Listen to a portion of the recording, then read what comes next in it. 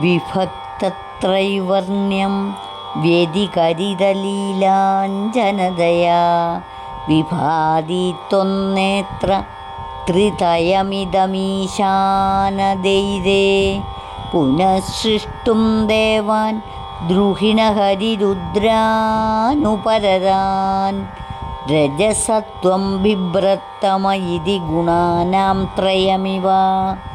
സൗന്ദര്യലഹരി ശ്ലോകം 53. ഹരി ഓം.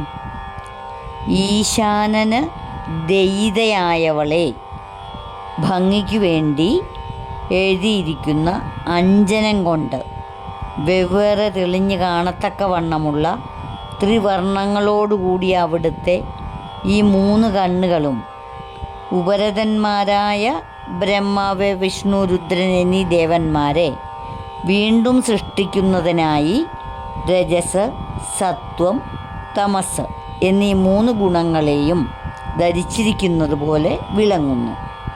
ദേവിയുടെ നേത്രമഹിമ ഈ ശ്ലോകത്തിൽ പറയുകയാണ്. അവിടുത്തെ 3 കണ്ണുകളിൽ വേർതിരിച്ചറിയപ്പെടുന്ന 3 വർണ്ണങ്ങളുണ്ട്.